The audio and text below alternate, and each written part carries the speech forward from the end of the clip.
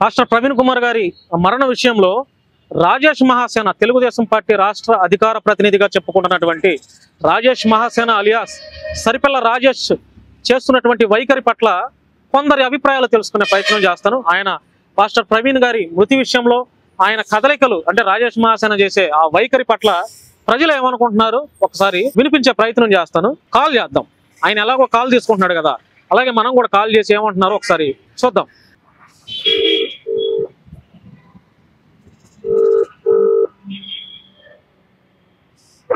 Sir నమస్తే అండి, నేను భాను అండి, శశి టీవీ నుంచి మాట్లాడుతున్నాను సార్, జర్నలిస్ట్. నమస్తే సార్. సార్ ఇప్పుడు పాస్టర్ ప్రవీణ్ కుమార్ గారి మరణం ఇదంతా చూస్తున్నారు కదండి ఈ విషయం. సార్ ఇప్పుడు తెలుగుదేశం పార్టీ రాష్ట్ర అధికార ప్రతినిధి అని చెప్పుకుంటున్నటువంటి రాజేష్ మహాసేన టోటల్ యావత్ క్రైస్తవ సమాజాన్ని అంటే తప్పుదోవలో చిత్రీకరిస్తున్నారు. అంటే పాస్టర్ ప్రవీణ్ గారి మృతిని అంటే పోలీసు వారు అధికారికంగా ప్రెస్ మీట్ పెట్టి డిక్లరేషన్ ఇవ్వకుండానే ఇతను యాక్సిడెంట్ అని చెప్పి తప్పుదోవ పట్టించే ప్రయత్నం చేస్తున్నారండి. దీని మీద మీ అభిప్రాయం? అంటే ఇప్పుడు మహాసేన రాజేష్ అనే వ్యక్తి ఉన్నాడు, టీడీపీ అధికార ప్రతినిధిగా ఒక వ్యక్తి ఉన్నాడు. ఇతను అంటే నాకు తెలిసి ఊసరవేలు కూడా ఇన్ని రోజులు మార్చడే ఒక్కసారిగా. Okay okay. ఈయనకి అవసరం వచ్చినప్పుడు ఏమో రైతు సమాజానికి ఇబ్బంది కలిగి నేను అక్కడ సరిహద్దుకు వస్తున్నాను, నేను మహాసేన తరపు వచ్చాను అంటున్నాడు. ఇంటికి వెళ్ళిపోయి స్టూడియో ముందుకు వచ్చి నేను టీడీపీ అధికార ప్రతినిధి అంటున్నాడు. ఇప్పుడు కూటమి ప్రభుత్వం మాత్రం ఒక సెన్సిటివ్ ఇష్యూ జరుగుతున్నప్పుడు అవును కొన్ని వేల మంది క్రైస్తవులు రోడ్లకి ధర్నాలు దీక్షలు చేస్తున్నప్పుడు అవును ఒక మరణం మీద ఇన్ని అనుమానాలు రేకెత్తిస్తున్నప్పుడు అవును మీరు చూడొచ్చు తెలుగు రాష్ట్రాలకు యావత్ భారతదేశంలో ఇంత సంచలనం కలిగినటువంటి కేసు ఏది లేదు, ఎప్పుడు లేదు. అవునండి, ఎవరిది లేదు. లేదు. ఇంత సంచలనం సృష్టిస్తున్నటువంటి కేసులో అవును ఒక పార్టీ అధికార ప్రతినిధిగా ఉన్నటువంటి నువ్వు అవును ఏ మాదిరిగా నువ్వు నిజంగా అధికార ప్రతినిధి అనుకో వెళ్ళి నీ పార్టీ అభివృద్ధి కూర్చొని లైవ్ పెట్టి మాట్లాడి చెప్పాలా, ఇది మా పార్టీ స్టాండ్, టీడీపీ స్టాండ్, నేను టీడీపీ అధికార ప్రతినిధిగా మాట్లాడుతున్నాను, ఇదిగో ఈ విధంగా పాస్టర్ చనిపోయి దీన్ని యాక్సిడెంట్ అన్నానని చెప్పేసి నువ్వు పార్టీ తరఫున చెప్పే దమ్ము ఏది లేదు. నువ్వు ఊసర వెళ్ళి మాదిరిగా నువ్వు చెప్పాలనుకో చెప్పడం కోసం మహాసేన వాడుకుంటావా? అది మహాసేన అనే సంస్థ ఏంటి, దళిత క్రైస్తవ హక్కుల పరిరక్షణ సమితి అనేది ఒక ట్యాగ్ స్థాపించిన సంస్థ ఇది. స్టార్టింగ్ లో ఆటో తోలుకునే మహాసేన రాజేష్ ని ఇవాళ ఫార్చ్యూనర్ కార్ లో తిరిగేటువంటి స్థితినిచ్చింది ఎవరు అంటే క్రైస్తవులు. అది వాస్తవమే, ఎందుకంటే స్టార్టింగ్ లో ప్రైజ్ లాడ్ అంటూ మాట్లాడి ప్రజల్లోకి వచ్చాడు కదా.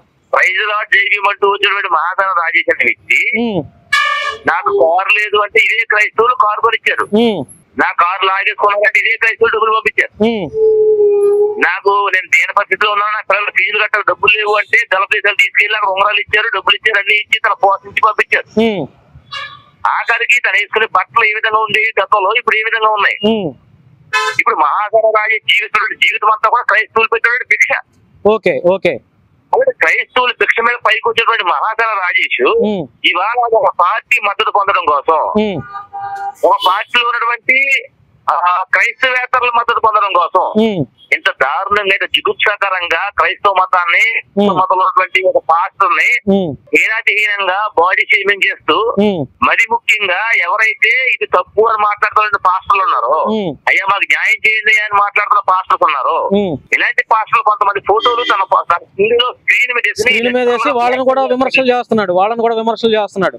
అది విమర్శ అనకూడదండి బాడు గారు, అది విమర్శ అనకూడదు, లిటరల్ గా బ్లాక్ మెయిల్ చేస్తున్నాడు. బ్లాక్మెయిల్ ఓకే, బెదిరింపులు దిగుతున్నాడు. ఏమన్నాడు, నేను వాళ్ళ మీద కేసులు పెట్టేస్తాను అంటున్నాడు, మీరు మత విద్వేషాలు రెచ్చగొడుతున్నారు అంటాడు. వాస్తవాలు చూసుకుంటే మహాసేన రాజేష్ కి టీడీపీ పార్టీ 2019 ఎన్నికలప్పుడు గన్నవరం టికెట్ ప్రకటించిందండి. ఆ టికెట్ వెనక్కి తీసుకోవడానికి కారణం ఏంటి? ఇతను హిందూ దేవి దేవతలు విమర్శించడానికి కదా. అంతే కదా, హిందూ దేవతల్ని పవన్ కళ్యాణ్ గారిని విమర్శలు చేర్చడమే కదా. ఇతను మత విద్వేషాలు రెచ్చగొట్టినందుకు కదా. అవును, ఇప్పుడు మత విద్వేషాలు రెచ్చగొట్టినాడు మొట్టమొదటి ఎవడు? మహాసేన రాజేషే. నేను క్రైస్తవుల తరపున నిలబడతానని చెప్పి వచ్చినాడు. అవును, ఏమంటే బైబిల్ ఎక్కడైనా క్రైస్తవ మతాన్ని గౌరవిస్తున్నటువంటి మీరు హిందువులు దూషించాలని ఎక్కడ చెప్పిందా బైబిల్? ఎక్కడ ఏ గ్రంథం కూడా చెప్పదండి. నేను చెప్పిన బైబిల్ ఎక్కడ కూడా, నేను చదివిన బైబిల్ ఎక్కడ కూడా హిందువులు దూషించడం ఎక్కడ లేస్తారు? అవునండి, నేను చదివిన బైబిల్లో ఎక్కడ కూడా హిందీ దేవి దేవతలు అవమానించమని లేస్తారు. అవును. ఇప్పుడు మనం భారతదేశంలో బతుకుతున్నప్పుడు అనేక మతాల సముదాయం ఈ భారతదేశం. అవును, అనేక మతాలు, అనేక కులాలు. నీకు నచ్చినప్పుడు నీకు నచ్చిన దేవుడు నువ్వు ప్రార్థిస్తున్నప్పుడు ఇతర మతాలను కూడా గౌరవించే బాధ్యత నీ మీద ఉంది. అవునండి, అవును. నువ్వు ఇతర దేవుడిని దేవి దేవతల్ని నువ్వు విమర్శన చేస్తా నీవు క్రైస్తవులు అండగా నిలబడ్డానంటే అప్పుడు ఇతర దేవి దేవతలకు సంబంధించినటువంటి భక్తులందరూ ఏమనుకుంటారు, క్రైస్తవులు ఇదే మాదిరిగా తిరుగుతున్న క్రైస్తవుల మీద యుద్ధానికి వస్తారు కదా. అవునండి, అవును. క్రైస్తవులకి హిందువులకి మత విద్వేషాలు తెచ్చుకుంటాడు. మొట్టమొదటి ఎవడంటే హమర ప్రసాద్ గారు, ఈ మహాదాన్ రాజేశ్వరు. ఇది దుర్మార్గంగా మతాన్ని పెట్టుకుని డబ్బులు సంపాదించిన వాళ్ళు ఎవరంటే మత విద్వేషాలు తెచ్చుకుంటున్నారు. మహాదాన్ రాజేస్తే మొట్టమొదటిగా. ఇలాంటి వాడి వాళ్ళు వచ్చి మహాదాన్ తరపులు వచ్చారని చెప్పి క్రైస్తవులకు వ్యతిరేకంగా స్టేట్మెంట్ 90% యాక్సిడెంట్ అని చెప్పాడండి మొట్టమొదటి రోజుని. మొట్టమొదటి రోజు చెప్పేస్తున్నాడు, ఇప్పుడు డిక్లరేషన్ ఇచ్చేస్తున్నాడు కదా. ఇప్పుడు ఏమంటే ఇప్పుడు నీ దగ్గర ఆధారాలు ఉన్నప్పుడు, నిజంగా నీ దగ్గర ఆధారమే ఉన్నప్పుడు నువ్వు సీసీటీవీ చూసినప్పుడు నువ్వు 100% యాక్షన్ ఎందుకు చెప్పలేకపోయావు? నువ్వు 100% యాక్షన్ ఎందుకు చెప్పలేకపోయావు? 90% 10% మళ్ళీ మధ్యలో. అవును, అవును. ఈ 10% అంటే మళ్ళీ స్టేషన్ రాసుకుంటారు. అవును. మొట్టమొదటిగా ఒకసారి నేను పోలీసు వారికి ఒకటి చెప్పాలనుకుంటా ఉన్నాను. ఏంటంటే అసలు మొట్టమొదటిగా మహాదాన రాజేష్ అరెస్ట్ చేయాలి. ఇతని మీద దేశద్రోహం కేసులు కట్టాలా, ఇతని మీద మత విద్వేషాలు రెచ్చగొడతా కేసులు కట్టాలా. గతంలో ఇదే మాదిరిగా ఉన్నత కులంలో ఉన్నటువంటి వాళ్ళందరూ కూడా అమ్మాయిల మీద లేకపోతే పెళ్లి చేసుకోండి నేను అండగా ఉంటానని చెప్పి ఉన్నత వర్గాలు రెచ్చగొట్టాడు. అప్పుడు కూడా అవును, కులాలను రెచ్చగొట్టినటువంటి దుర్మార్గుడు ఎవరంటే మహాదాన రాజేష్. గతంలో హిందూ దేవి దేవతలు తిట్టిన దుర్మార్గుడు ఎవరంటే మహాదాన రాజేష్. అవునండి, ఇప్పటికీ ఉన్నాయి కదా, యూట్యూబ్ లో ఉన్నాయి. ఈ మాదిరిగా మతాలు రెచ్చగొట్టేటోళ్ళని, కులాలు రెచ్చగొట్టేటోళ్ళని పార్టీలో జాయిన్ చేసి అధికార పదవులు ఇచ్చి వాళ్ళతో మాట్లాడిస్తా ఉంటే ఈ మాదిరిగా ఈ కోట ప్రభుత్వం ఏ మాదిరిగా జనాలకు న్యాయం చేయాలని చెప్పండి మీరు ఖచ్చితంగా మహాదాన రాజేష్ యాక్షన్ తీసుకోవాలి సార్. ప్రవీణ్ పగడాల్ గారి విషయంలో న్యాయం ఏంటి అన్యాయం ఏంటి అనేది పోలీసులు డిసైడ్ చేస్తారు. అవునండి, అవును. అప్పుడు ఎంతవరకు తప్పు చేశాడు, నిజంగా అది యాక్సిడెంటా, హత్య లేకపోతే ఆత్మహత్య అనేది పోలీసులు డిక్లేర్ చేయాలి. అవును.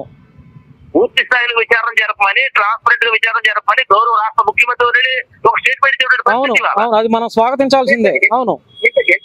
ఎంత త్వరిగతిన ఇన్వెస్టిగేషన్ జరుగుతున్న సందర్భాల్లో, ఇంత సెన్సిటివ్ మ్యాటర్ జరుగుతున్న సందర్భాల్లో ఏ విధంగా ఇతను లైవ్ కాలింగ్ అని పెట్టి, లైవ్ వీడియోలు పెట్టి, తమ్మునేలు చేసి ఇంత దుర్మార్గంగా మత విద్వేషాలు రెచ్చగొట్టారు. ఇక్కడ మీరు ఎందుకు యాక్షన్ తీసుకోవట్లేదు?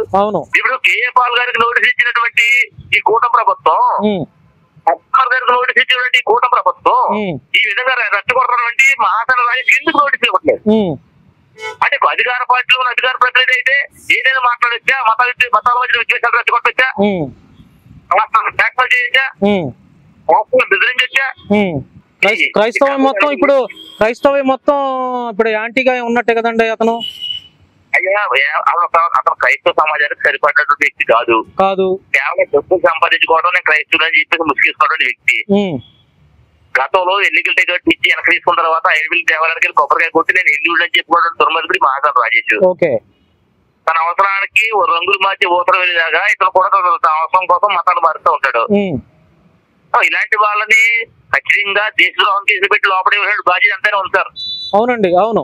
అది సార్, ఫైనల్ గా పాస్టర్ ప్రవీణ్ కుమార్ గారి మరణం పైన క్రైస్తవ సమాజం మొత్తం వ్యక్తపరుచినటువంటి అనేక అనుమానాలకి పోలీసు వారు న్యాయం చేసే విధంగా విచారణ జరుగుతుంది అని మీరు ఏమైనా నమ్ముతున్నారా? అయ్యా, మాకు చట్టాల మీద నమ్మకం ఉంది. ఓకే. పోలీసుల మీద నమ్మకం ఉంది. ఓకే. ఖచ్చితంగా ఒక ట్రాన్స్పరెంట్ గా ఈ యొక్క విచారణ జరుగుతుందని మేము అనుకుంటున్నాం. ఓకే. పోలీసు వారు, గౌరవ ఎస్పీ గారు, ఐజీ గారు ఇప్పటి వరకు ఇచ్చిన 2 ప్రెస్ మీట్లు మేము చూసాం. ఓకే. ఫైనల్ స్టేట్మెంట్ ఏంటి, పోస్ట్ మార్టం రిపోర్ట్ లో ఏమొచ్చింది, అసలు మా ప్రవీణ్ గారు మరణం జరగాల కారణాలు ఏంటి, నిజంగా ఈ రోడ్డు యాక్సిడెంట్ లో 2-3 సార్లు పడిపోయి వ్యక్తి ప్రవీణ్ గారేనా లేకుంటే అతను డూప్ అని చెప్పి కొంతమంది అంటున్నారు. అవును, డూప్ అని అంటున్నారు. అవును. కాబట్టి ఇవన్నీ క్లారిటీ ఇవ్వాల్సిన బాధ్యత పోలీసు వ్యవస్థ మీద ఉంది, ప్రభుత్వం మీద ఉంది, పోలీసు వ్యవస్థ మీద ఉంది. పోలీసు వారి మీద నమ్మకం సార్. అతను ట్రాన్స్పరెంట్ గానే వాళ్ళంతా కూడా ఇన్వెస్టిగేషన్ జరుగుతారని మేము నమ్ముతున్నాం. అవును. దయచేసి మేము కూడా చెప్పేది ఏంటంటే, కొంతమంది రాజకీయ నాయకులు వాళ్ళ రాజకీయ లబ్ధి కోసం ఈ యొక్క ప్రవీణ్ పగడాల్ గారి మరణాలు వాడుకుంటున్నారు. కొంతమంది యూట్యూబర్స్ వాళ్ళ వ్యూస్ పెంచుకోవడం కోసం ప్రవీణ్ పగడాల్ గారి మరణాలు వాడుకుంటున్నారు. మరి ముఖ్యంగా ఈ మహాదాన రాజేష్ వాళ్ళు వాళ్ళ యొక్క వ్యూస్ పెంచుకోవడం కోసం ప్రవీణ్ పగడాల్ గారి మరణాన్ని మరింత దాదాపు వాడుకున్నటువంటి పరిస్థితి మేము చూస్తా ఉన్నాం సార్. మాకు పోలీసు వారి మీద నమ్మకం ఉంటే ఖచ్చితంగా న్యాయం చేస్తారని మేము నమ్ముతున్నాం. Right sir, thank you sir, thank you. మీరు ఫోన్ కాల్ లో స్పందించినందుకు థ్యాంక్ యూ అండి. సో ఇదండి రాజేష్ మహాసేన చేస్తున్నటువంటి వైఖరి పట్ల రాజమండ్రికి సంబంధించినటువంటి నాని నేతల అని ఆయన కూడా యాక్టివ్ గా ఉంటాడు సోషల్ మీడియాలో. రాజేష్ మహాసేన గురించి పూర్తిగా తెలిసినటువంటి వ్యక్తి ఆయన ఏం చెప్పారో కూడా విన్నాం కదా. ఇంకా కొంతమంది కాల్ తీసుకునే ప్రయత్నం కూడా చేస్తాం.